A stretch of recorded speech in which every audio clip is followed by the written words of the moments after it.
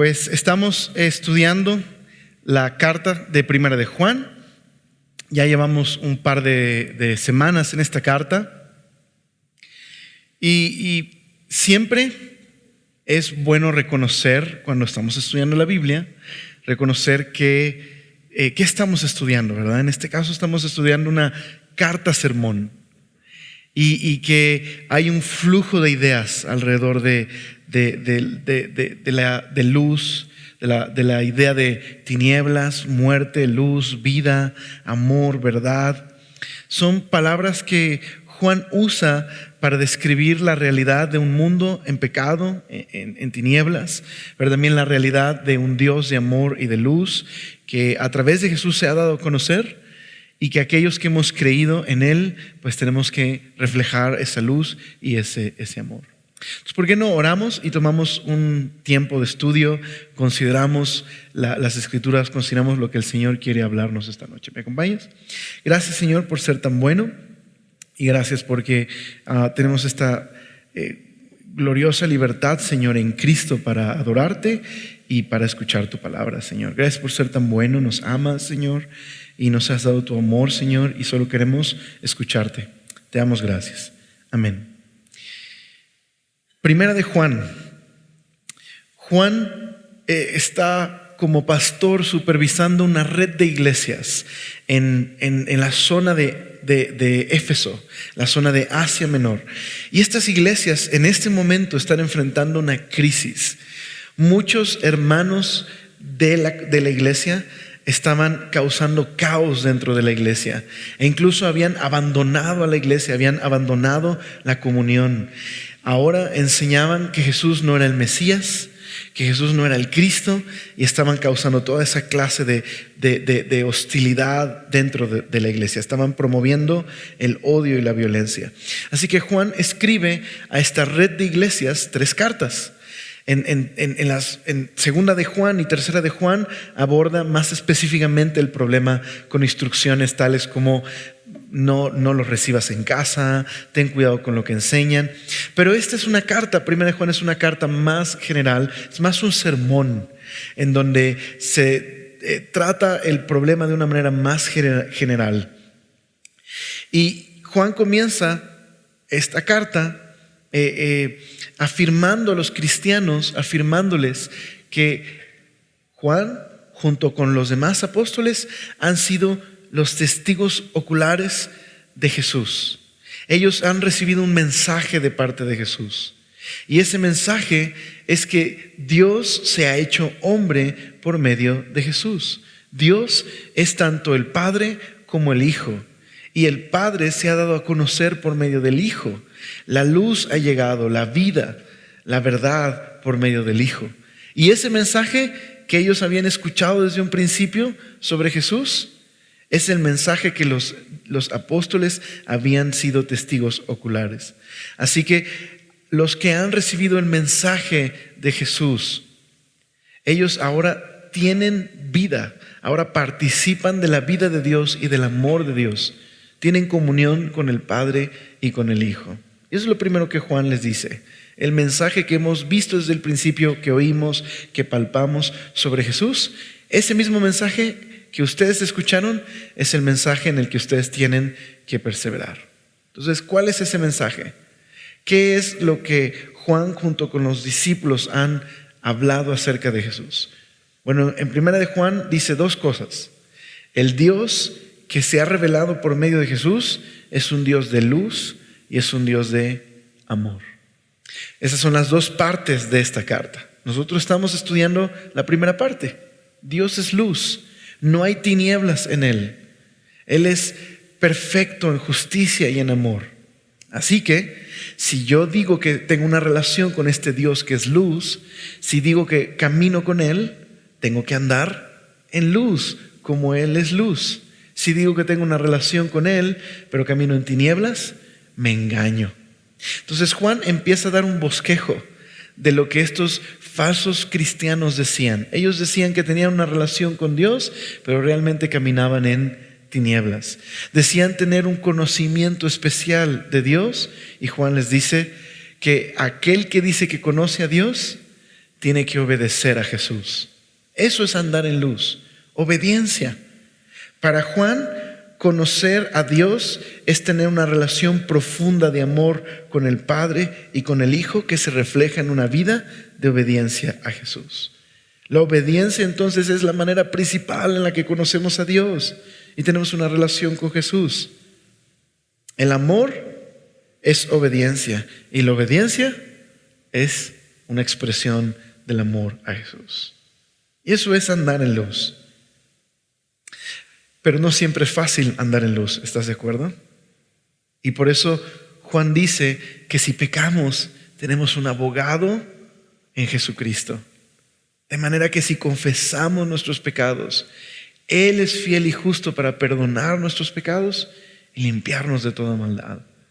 Es cierto, el pecado afecta nuestra relación con Dios y afecta nuestra relación y comunión con la iglesia. Pero la confesión trae restauración. Cuando confesamos el pecado, Él nos limpia y nos restaura. Y entonces necesitamos levantarnos y seguir obedeciendo a Jesús, caminar en luz. Entonces Juan dice algo muy bello. Juan dice que este mundo de arrogancia, de pecado, de tinieblas, ya está pasando. Porque Jesús, que es la luz verdadera y que Él es quien nos revela a Dios, que es luz, en su muerte y resurrección, Él ha inaugurado una nueva época. Así que las tinieblas están pasando ya y la luz verdadera ya alumbra. ¿Qué significa eso para los hijos de Dios? Que Dios en verdad ha perdonado nuestros pecados, que Dios en verdad nos ha dado una nueva identidad y que tenemos victoria sobre el pecado, la muerte y el mal. Y es una realidad presente. Así que Juan pasa una exhortación. Hijitos, no ames al mundo, ni las cosas del mundo, porque este mundo, como las tinieblas, este mundo de arrogancia y egoísmo, de gente que vive para sí misma, está pasando ya. Pero aquellos que hacen la voluntad de Dios son los que permanecen para siempre. Y dijimos, amar al mundo no se refiere, no amar al mundo no se refiere a no amar a la gente. Dios ama a la gente. Entonces, ¿a quién se refiere? Pues se refiere a no amar su estilo de vida pecaminoso. Y algo que no aclaré la siguiente semana, y aprovecho en este momento para aclararlo. Cuando digo no amar su estilo de vida, solo quiero decir, no estoy hablando de la cultura, el arte, la música. ¿Okay? No, de pronto podríamos malentender esto de no amar al mundo, decir, no, los cristianos no deben hacer arte, ni pintar, ni hacer música, porque esas cosas son del mundo y no hay que estudiar. Y no se refiere a eso. Se refiere al estilo de vida pecaminoso. Claro, hay cosas dentro de la cultura, el arte y la música y el cine y cosas así que debería rechazar, ¿verdad? No quiero participar de esas cosas. Pero por otro lado, la cultura es algo humano que Dios nos ha dado y que Dios puede redimir. Entonces, cierro ese pequeño paréntesis. Pero no amar al mundo habla del sistema en rebelión contra Dios. No debo participar de ese estilo de vida. ¿Okay? Amar a la gente, pero no amar el estilo de vida. ¿Okay? Y entonces, eso fue la semana pasada. Juan ahora pasa de la exhortación a la advertencia. Juan ahora va a profundizar más en la identidad de estos falsos cristianos. Juan nos ha dicho que es caminar en luz. Caminar en luz es obedecer a Jesús y amarlo. Eso es caminar en luz. ¿Okay? No siempre es fácil, pero tenemos el perdón rico y lleno de gracia en Jesucristo. Podemos confesar nuestro pecado, ser limpiados en su gracia y levantarnos para nuevamente caminar en luz. Y tenemos victoria sobre el pecado y por lo tanto no deberíamos amar al mundo, ¿verdad? Así que ahora pasa a la advertencia. Este pasaje que veremos es una advertencia en el que se nos va a hablar más de la identidad de estos falsos cristianos, pero también Juan nos va a decir que tenemos las herramientas para evitar el error, para no caminar en tinieblas. Y eso es lo que veremos el día de hoy. Entonces, comenzando del versículo número 18, Juan dice, hijitos, ya es el último tiempo. Y según vosotros oísteis que el anticristo viene, así ahora han surgido muchos anticristos. Por esto conocemos que es el último tiempo. Salieron de nosotros, pero no eran de nosotros. Porque si hubiesen sido de nosotros, habrían permanecido con nosotros. Pero salieron para que se manifestase que no todos son de nosotros. Ok. Entonces, aquí Juan está planteando el problema. Hay un problema que como creyentes necesitamos reconocer. Vivimos en los últimos tiempos. Pero, ¿qué significa esto? Este es un tema que tanto en el Antiguo como en el Nuevo Testamento aparece, que ya Juan ha tocado esos temas de, ¿recuerdas? Las tinieblas van pasando, la luz verdadera ya está aquí. Ya ha hablado de los últimos tiempos. Así que Juan dice que sabemos que ya estamos en los últimos tiempos. ¿Cuál sería el indicador de que estamos en los últimos tiempos? En este pasaje, en lo que estamos estudiando, Juan menciona dos indicadores. Número 1, el espíritu del anticristo se ha manifestado. Hay muchos anticristos, ¿okay? Antimesías. Y por otro lado, el hecho de que iglesias se fracturen y que haya personas que aparentaban ser cristianas o decían ser cristianas y ahora han abandonado la iglesia y están enseñando algo que no es la doctrina cristiana. Esas dos cosas, el que haya anticristos y que hay quienes dejan a la iglesia para abrazar la herejía, es una marca de que estamos en los últimos tiempos. Entonces, ¿cómo podríamos comprender este tema que es importante sobre los últimos tiempos? Creo que esta ilustración nos puede ayudar. La semana pasada veíamos esta ilustración de como si fueran dos épocas, invierno y verano o primavera. Pero ahora hay otra analogía que creo que nos puede ayudar a entender qué es esto de los últimos tiempos. Entonces, imagínate que se anuncia que vendrá un festival en cierta fecha, un festival que incluye carros alegóricos y va a comenzar un festival, ¿ok?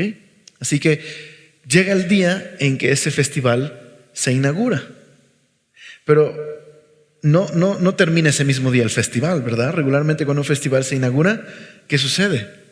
Hay varios días de festival hasta que llegue el clímax del festival, ¿verdad? El momento definitivo está reservado para el último día, ¿ok? Ya está inaugurado el festival. Vas a ver música, va a haber conciertos, va a haber carros alegóricos, va a haber un festival. Pero hasta el último día será el clímax de ese festival, ¿ok? Entonces, es solo una ilustración, pero veámoslo de esta manera. En la Biblia se nos dice que la época en la que estamos viviendo el día de hoy es una época que Pablo identifica como la época del pecado y la muerte. Y la Biblia identifica un día futuro cuando Dios va a intervenir en la historia, va a derrotar al mal definitivamente y establecer su reino de justicia. Ese día final, ¿ok? Pero entonces la Biblia combina estas dos ideas, un mundo de pecado y tinieblas y la idea de un día final definitivo donde Dios juzga el pecado y el mal. Y el Nuevo Testamento dice que ha ocurrido algo interesante. La presencia de Cristo en el mundo ha inaugurado el festival, por decirlo así. Ha inaugurado los días finales, pero no se han consumado. ¿Okay? Así que a partir de que Jesús resucitó, se inauguró una nueva época. Y estamos viviendo esa era de los últimos días, mientras nos acercamos al último día del festival, el día del clímax, ¿ok? Entonces, esa es la circunstancia que Juan está identificando aquí. Ya son los últimos días. Por un lado, ya es el último día porque Jesús ha resucitado, porque ha vencido a la muerte, al pecado y al mal. Pero ¿todavía podemos ver mal y pecado en el mundo? Entonces, ¿qué sucedió? Lo que sucedió es que Jesús inauguró una nueva era, pero no se ha consumado. Esperamos el clímax, ¿ok? ¿Van conmigo? Muy bien. Entonces, la idea es esta. A partir de la resurrección de Jesús se ha inaugurado esta nueva época. ¿Qué incluye esta nueva época? Incluye la realidad de la victoria de Cristo, la realidad del Espíritu Santo en nuestras vidas, la realidad de la vida eterna, el amor de Dios, todas estas bendiciones. Pero así como los últimos tiempos, este periodo que llamamos los últimos tiempos está marcado por la presencia de Dios en el mundo. Jesús vive en nosotros, tenemos la vida eterna, Dios nos ha perdonado el día de hoy, ya tenemos la victoria de Cristo el día de hoy. Al mismo tiempo, es cierto que también existe la oposición. Hay falsos cristos, hay herejías, hay la presencia también de las tinieblas en el mundo. Así que digamos que corren juntas estas dos realidades, ¿ok? Tanto de las tinieblas como la realidad de la victoria de Dios. Y todo ese tiempo se llaman los últimos tiempos.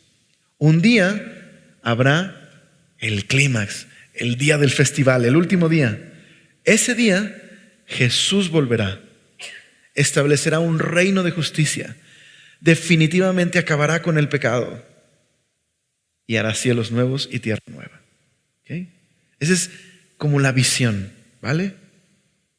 Llegó Jesús, pero no llegó el fin, sino la inauguración de una era que desde Juan hasta el día de hoy hemos vivido. Y que tanto existe la bendición de Dios, su presencia, su perdón, su gracia, está esa realidad en el presente, pero también existe este otro lado donde hay pecado y muerte y herejía y anticristos. ¿Ok? Entonces, quiero llevarte a otros pasajes en donde Jesús advirtió precisamente que la característica de los últimos días sería no solo estas bendiciones, sino la presencia del engaño y el error. ¿Ok? Entonces mira, por ejemplo, Mateo 24, mira lo que dice.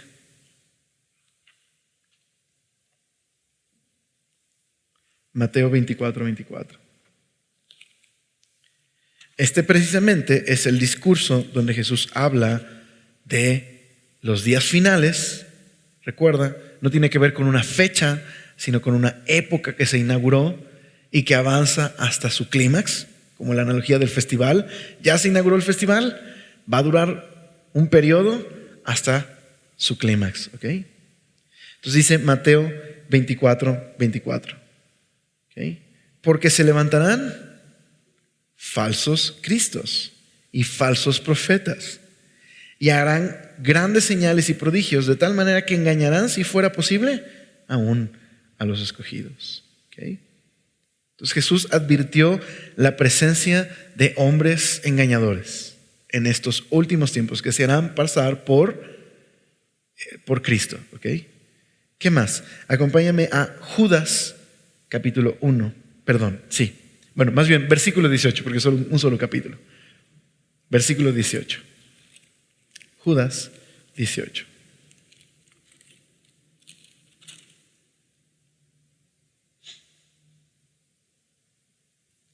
Vamos a leer desde el 17. Pero vosotros, amados, tened memoria de las palabras que antes fueron dichas por los apóstoles de nuestro Señor Jesucristo, los que os decían: en el postrer tiempo, otra manera de llamar, últimos días o días finales, ¿ok? Habrá ¿qué? Burladores que andarán según sus malos deseos. Estos son los que causan divisiones, los sensuales, los que no tienen al Espíritu. ¿Ok? Vamos a otro pasaje, 1 Timoteo capítulo 4.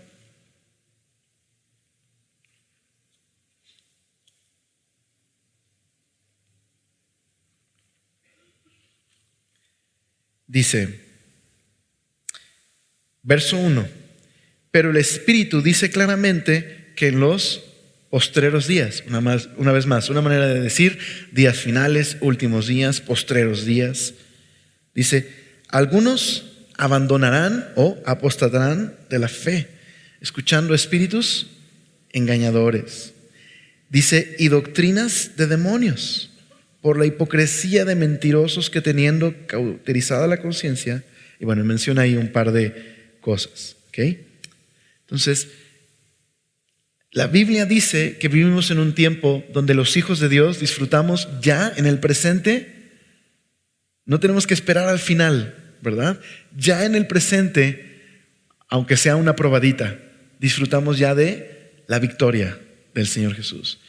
Ya en nuestra vida disfrutamos de cómo Dios está revirtiendo el efecto del pecado.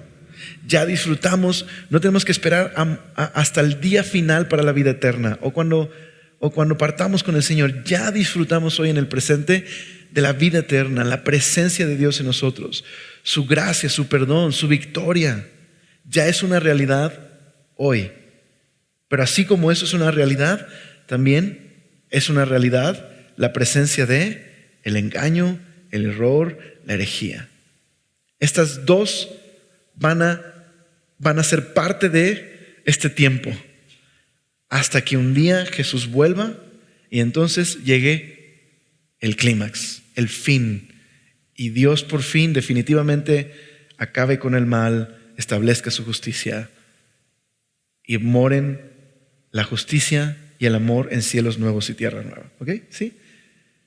Al final vamos a ver por qué es importante esta explicación de los últimos días. Es muy importante entender que tanto está la victoria del Señor en el presente como la realidad del mal y el pecado todavía. Ya sus días están contados, ¿ok? Está vencido, pero todavía no ha llegado el día final. ¿Okay? Estamos en este proceso de espera. ¿Okay? Muy bien, regresando a Juan.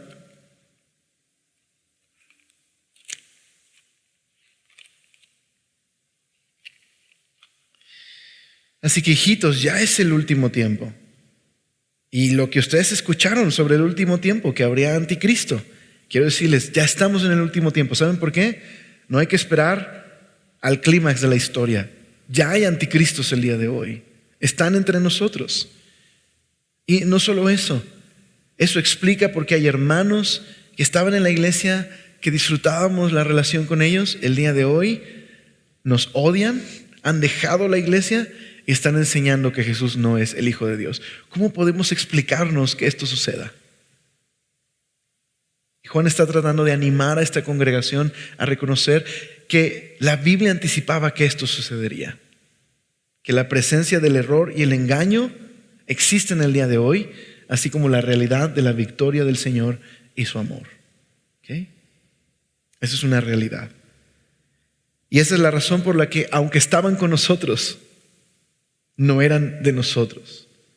Y podemos darnos cuenta por el hecho de que ya no están con nosotros. Han abandonado la comunión y han abandonado la doctrina sobre Jesús. ¿Okay? Entonces, ¿cómo les llama Juan? Utiliza una palabra muy interesante. ¿Cómo les llama? Anticristos, ¿verdad? Los antimesías. ¿Okay? Ahora, una vez más, necesitamos sacar el diccionario de Juan y preguntarle, Juan, ¿a qué te refieres con los anticristos? ¿Por qué les llamas anticristos? ¿Qué es un anticristo? ¿Okay? Porque las películas no hacen justicia, ¿no? Y el Hollywood es muy bueno para... ¿Sabes a qué me refiero? Hubo unas películas muy famosas y horrendas, ¿no? Porque son las películas que mi generación vio en el 5 y no volviste a dormir bien, ¿no? Porque no vaya a ser que buscabas el 666 en el pelo de alguno de tus compañeros, ¿no? Y seguro este es el anticristo, ¿no? Entonces, Hollywood no hace justicia, ¿verdad? Y muchas veces da su propia versión de las cosas, ¿no? Dramática y etcétera, ¿ok? Pero, ¿qué es un anticristo? ¿Qué es el anticristo? Ok, muy bien. Un anticristo, literal, la palabra Cristo es la palabra Mesías, que a su vez significa el ungido, ¿ok?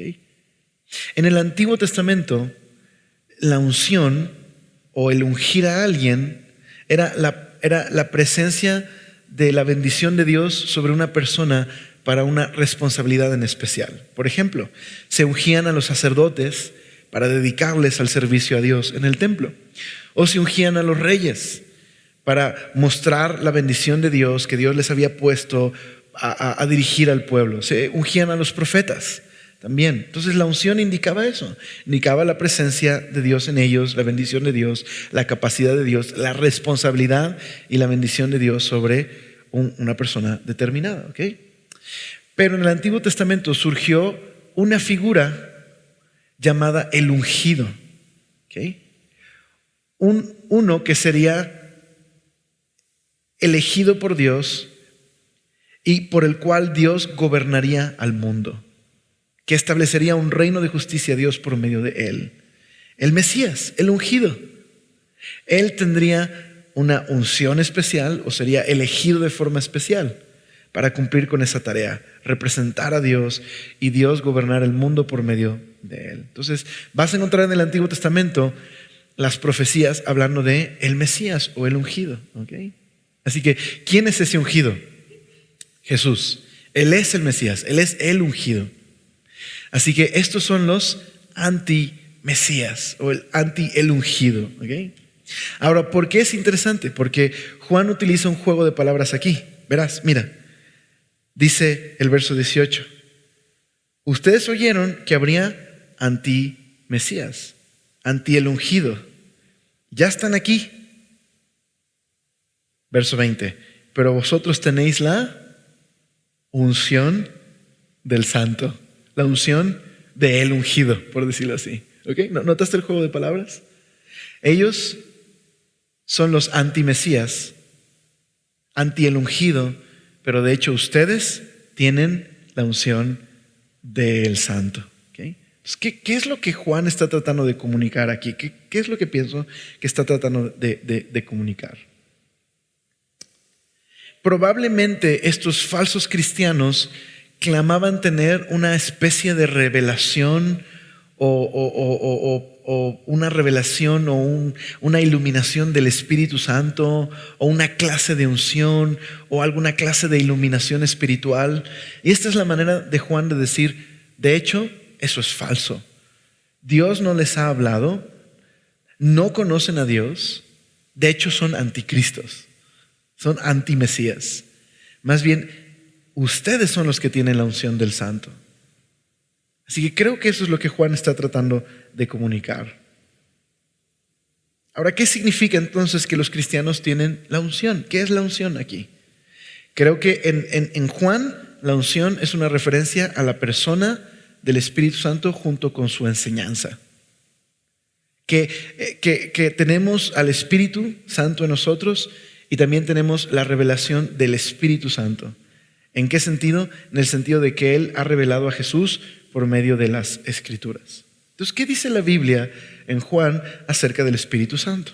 Acompáñame a algunos pasajes. Mira, acompáñame a Juan capítulo 14.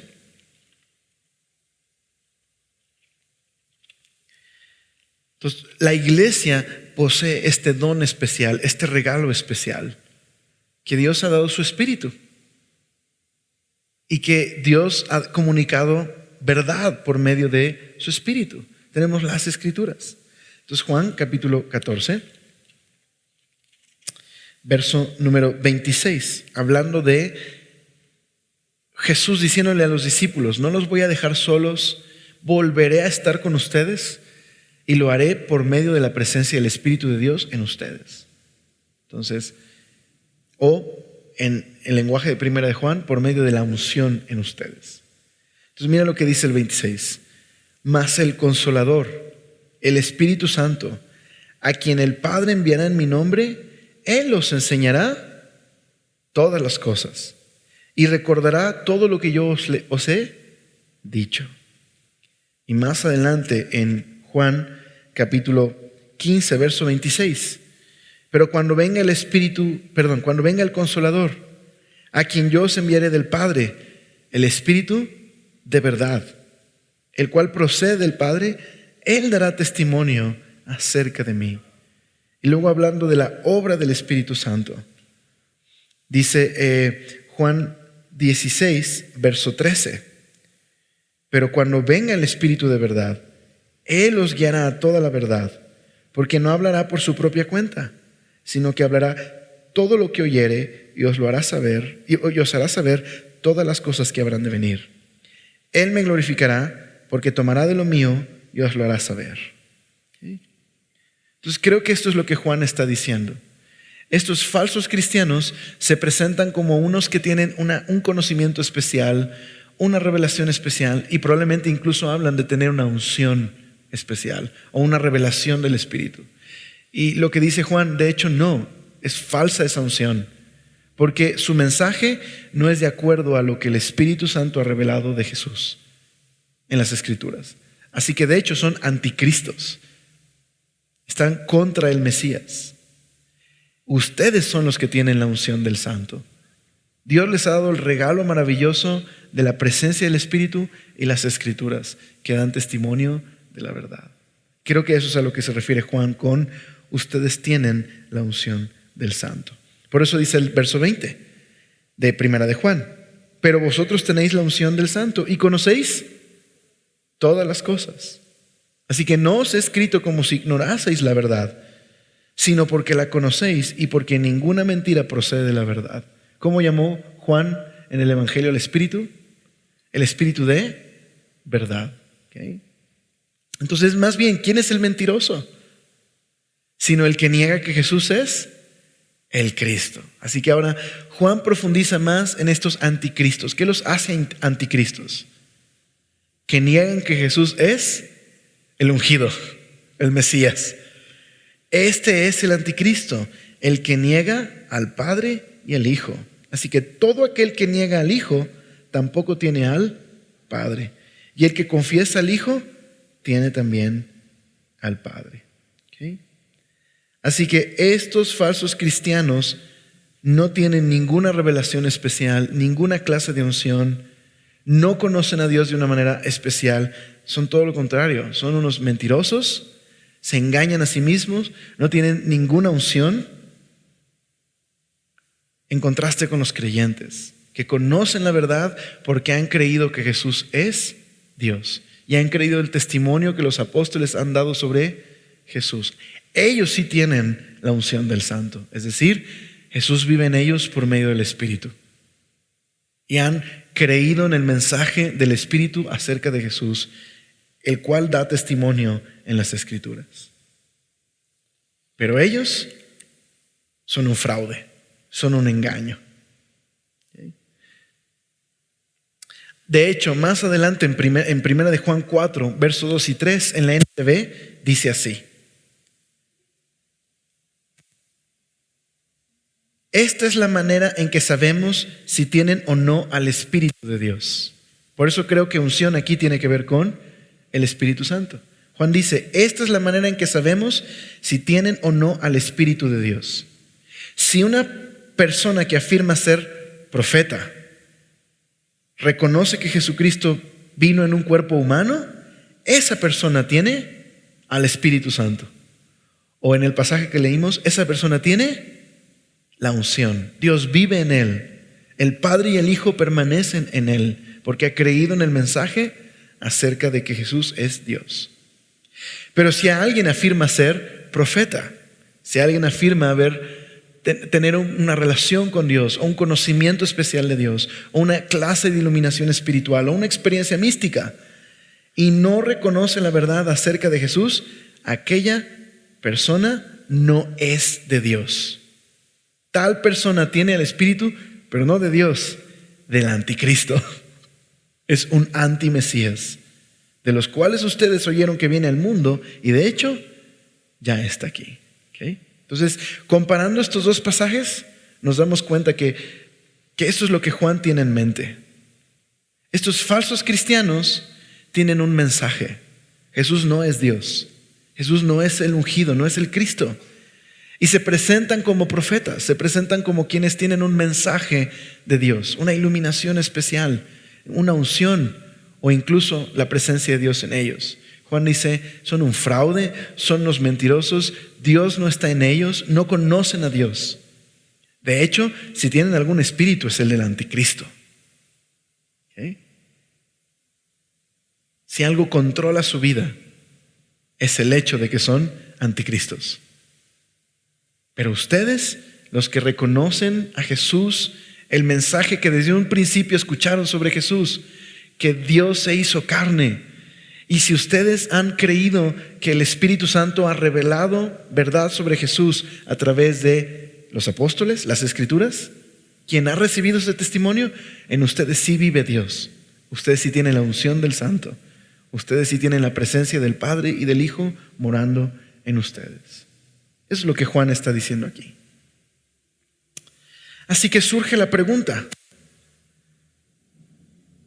¿por qué razón no creerían, o más bien, por qué razón ahora comenzaron a enseñar que Jesús no es el Cristo? ¿Qué sucedió en sus vidas? Bueno, los comentaristas se dividen entre muchas posibilidades de cómo surgió esta herejía, por qué empezaron a negar a Jesús como el Hijo de Dios. No lo sabemos porque Juan no nos da más detalles. Pero lo que Juan nos dice es que esto es de esperarse. ¿Recuerdas en qué tiempos vivimos? Los últimos tiempos. Y es de esperarse que de la propia iglesia surja herejía, división. Es de esperarse. Así como es una realidad la victoria de Cristo sobre el pecado y la muerte, que los creyentes somos sus hijos, que hemos recibido su perdón y su gracia, también en estos últimos tiempos deberíamos esperar la realidad, la presencia del engaño, el ataque contra la iglesia y el que surjan herejías. Es parte de esta misma época. ¿Okay? Pero quisiera sugerirles esta posibilidad. Es posible que el trasfondo de estas personas, que es la filosofía dualista de los griegos, es muy probable que su trasfondo fuera parte de la razón de por qué empezaron a negar a Jesús. Verás, en la mente dualista, en el pensamiento dualista, la idea de que Jesús, la divinidad, tomó cuerpo humano, se hizo carne, es algo muy difícil de aceptar. Para los griegos, el cuerpo era, si no malo, por lo menos nos sirve de mucho. La salvación consiste en la liberación del cuerpo. Entonces, imagínate aquellos que venían de este trasfondo y que ahora tenían que aceptar la idea que Jesús, Dios, se había hecho carne y que la resurrección de hecho era corporal. La salvación no es liberarte del cuerpo, sino la redención del cuerpo. Así que es muy probable que en ese choque de ideas trataran de hacer el cristianismo a su manera. Lo adaptaran a su propia forma de pensar. Y por eso surgiera esta nueva enseñanza de que Jesús realmente no era Dios o no había venido en carne. Las sectas siempre tratan de hacer el mensaje más aceptable. Tratan de huir del escándalo del evangelio. Entonces, pues puede ser esto. Ok, pero entonces Juan, ¿cómo termina animando a los creyentes? Dice el verso 24: lo que habéis oído desde el principio permanezca en vosotros. Si lo que habéis oído desde el principio permanece en vosotros, también vosotros permaneceréis en el Hijo y en el Padre. Entonces, la unción es el Espíritu Santo, pero no hace referencia a una experiencia mística, sino al hecho de que hemos creído el mensaje sobre Jesús desde un principio. El mensaje de que Jesús es Dios. Y quien ha creído esto, quien ha abrazado y ha conocido a Dios, entonces ahora la presencia del Espíritu está en esa persona. La realidad del amor del Padre y del Hijo ahora están morando en la persona por medio del Espíritu. Entonces, es la manera de decirles: manténganse en lo que creyeron sobre Jesús, en lo que el Espíritu Santo ha dicho sobre Jesús. por medio de los discípulos, de los apóstoles, manténganse ahí. Permanezcan en la verdad. Y esta es la promesa, dice el 25, que Él nos hizo, la vida eterna. Así que os he escrito esto sobre los que os engañan. Y termina el 27. Pero la unción que vosotros recibisteis de Él permanece en vosotros. Entonces, ¿te das cuenta cómo lo que has oído desde el principio permanezca en vosotros?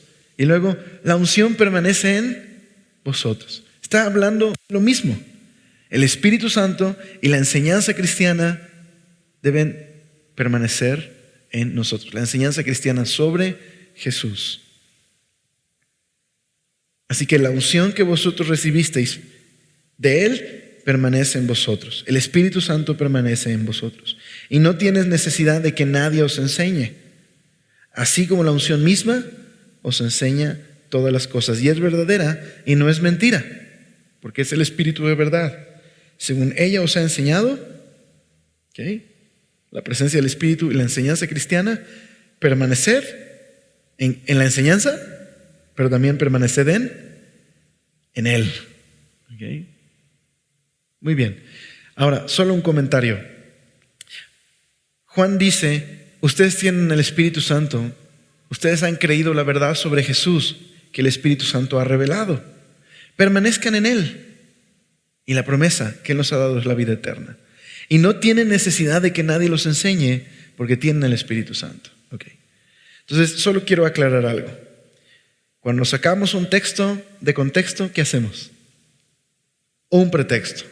No deberíamos tomar este versículo para decir, entonces, ¿para qué me congrego? Si tengo el Espíritu Santo y Él me enseña todas las cosas. Soy autodidacta y yo solito puedo con Jesús. No es lo que este pasaje está enseñando, sino Juan no estaría escribiendo esta carta. ¿Qué es lo que Juan está diciendo? Ustedes tienen la enseñanza suficiente que el Espíritu nos ha dado en las Escrituras. No necesitan una nueva enseñanza. La Biblia es suficiente. Eso es lo que les está diciendo. Tengan cuidado con las personas que vienen y les dicen que tienen una nueva enseñanza o una revelación especial de Jesús o algo que nadie sabe más que ellos. Tengan cuidado. Ya tienen lo que necesitan, la unción del Santo. Ya tienen la presencia del Espíritu y ya tienen la verdad revelada de Dios en las Escrituras. ¿Ok? Entonces, no está enseñando que no necesitamos maestros en la iglesia o que cada quien interpreta la Biblia como quiere, porque Dios me va a decir. No es lo que está enseñando el pasaje, ¿ok?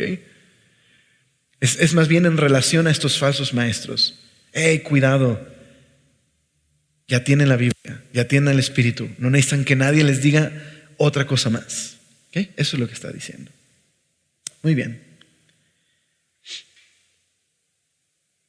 Así que por eso hay que tener cuidado cuando en nuestro corazón hay este gusanito en el que la Biblia y Jesús no nos son suficientes en cuanto a la doctrina.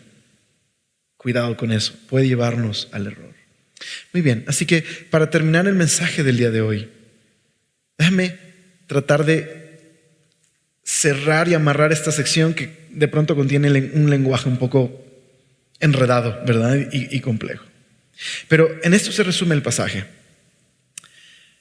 Cristianos, estamos en los últimos tiempos.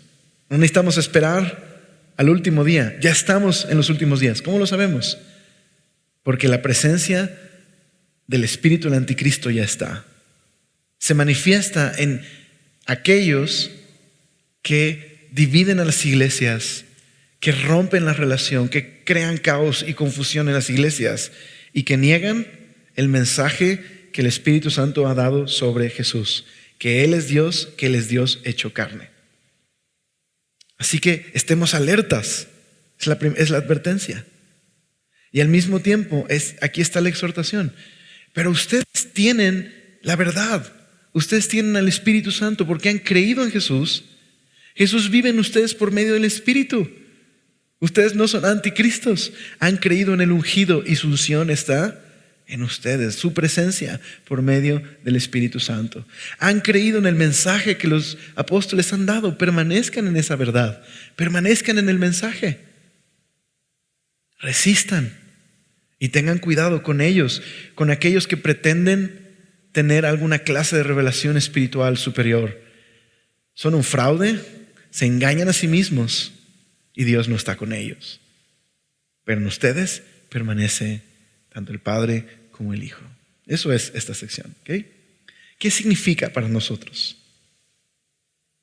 Número 1, como cristianos necesitamos entender la realidad de los últimos tiempos.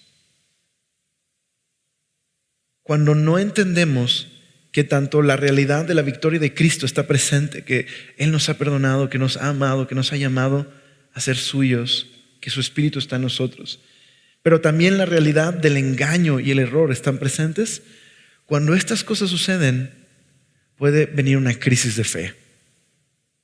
Cuando vienen ataques contra la iglesia, cuando personas que decíamos, pero si él amaba a Jesús y predicaba y ahora dice que ya no es cristiano, o está contra Jesús, o está enseñando a un falso Jesús. Porque un anticristo puede ser alguien que se opone a Jesús como alguien que presenta a un Jesús diferente.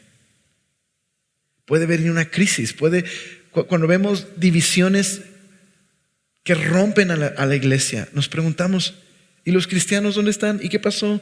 ¿Y Jesús? ¿Y por qué lo permite? Y necesitamos entender la realidad de los últimos tiempos. La presencia del Espíritu está con nosotros en su iglesia, pero también la presencia del engaño. Y tenemos que estar alertas. Y confiados, porque Jesús ha vencido. Los días del mal están contados y necesitamos resistir el error. ¿Ok? Número 2. Necesitamos entender que una cosa es la herejía y otra cosa es estar en desacuerdo en algún punto doctrinal. Y no debemos confundirlo. Hay hermanos que pueden pensar algo diferente respecto a doctrinas no esenciales. Los dones del Espíritu, cuándo va a volver Jesús, la disciplina en la iglesia. Distintas iglesias pueden enfatizar distintos aspectos de la doctrina. Y eso no los hace herejes, o nos hace herejes a nosotros, si pensamos diferentes. ¿Okay? Y no toda división que ocurre en la iglesia necesariamente es porque hay herejía, ¿verdad? Pero, cuando alguien niega algo fundamental, en especial sobre Jesús, si alguien enseña que Jesús no es Dios o no se hizo humano, no lo podemos llamar un cristiano. Y eso es lo que tenemos que entender, ¿ok? Así que mantengamos esa perspectiva. Por último, estamos invitados a permanecer en la verdad. Para Juan, permanecer en la verdad es permanecer en una relación de obediencia a Dios. Permanecer en el mensaje que hemos creído sobre Jesús. Esta es nuestra certeza y garantía. Aquellos que hemos creído, su Espíritu vive en nosotros. Y no necesitamos nada más para conocer a Dios. Tenemos su presencia y su palabra. Y la revelación de la palabra es suficiente. El Espíritu Santo nunca nos dirá nada distinto a lo que ya ha revelado en las Escrituras. Nunca revelará nada diferente, nunca habrá una nueva enseñanza.